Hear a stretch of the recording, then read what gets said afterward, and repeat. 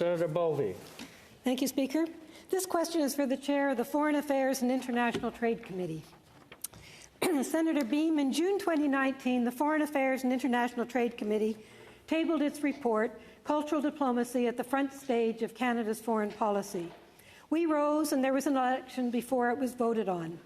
However, I'm well aware that staff in Global Affairs and the Canada Council for the Arts have taken it on, and both have established departments for its implementation.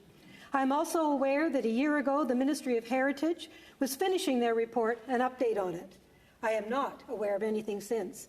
Has the Senate's Foreign Affairs and International Trade Committee received those updates, implementation strategies and actions?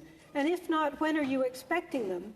And will the committee meet with the ministers involved to move these recommendations along? Senator Beam.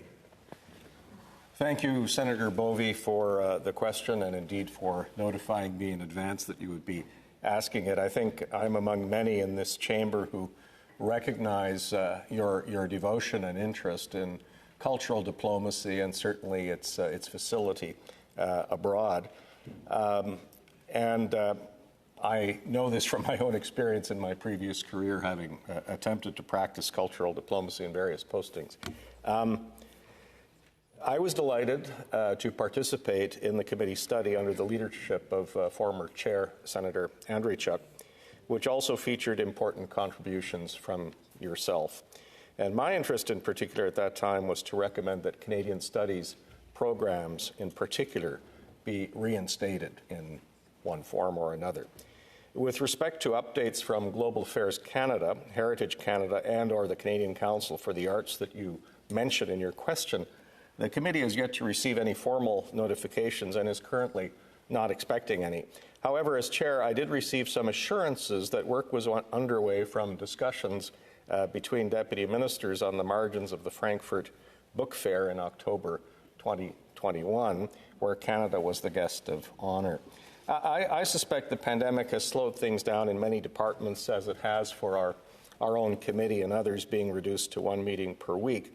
Of course, there have been other major preoccupations over at Global Affairs Canada in terms of their leadership, as well, most recently, the war in Ukraine. I've informally raised the issue of the importance of cultural diplomacy programming with both the Minister of Foreign Affairs and the Minister of Canadian Heritage, and I'm hopeful that their respective departments are working together to advance this particular file. Senator Bovey, supplementary. Yes, please, Your Honour. Senator Beam, Global Affairs Canada is about to launch a diplomatic modernization exercise, the first since 1980. Do you have confidence that cultural diplomacy will be reinstated as one of the four pillars of our foreign policy, especially now, given the world's crises, where the need, I believe, to understand cultures and each other is becoming ever more apparent?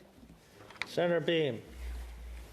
Senator Bovey, the announcement on Monday by Minister Joly with respect to the launch of an internal modernization exercise was encouraging, and I don't know if it was stimulated by our push from this place or not, but like the fit-for-purpose study of Canada's Foreign Service and the modernization of Global Affairs, which the committee is currently working on, I think it's too early to say how much cultural diplomacy will factor into the deliberations. We've just started the study and we're moving along.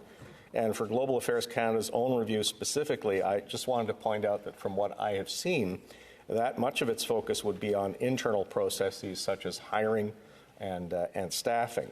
But that said, and I of course can't speak for that department, as you know, Senator, I have very similar views to your own. In fact, we've been dealing with the cultural and arts community in Canada for some time on this question, and I would want to assure you that I will look, as chair of the committee, at all ways and means in the future of our work to support these common objectives, and especially the bolstering of cultural diplomacy.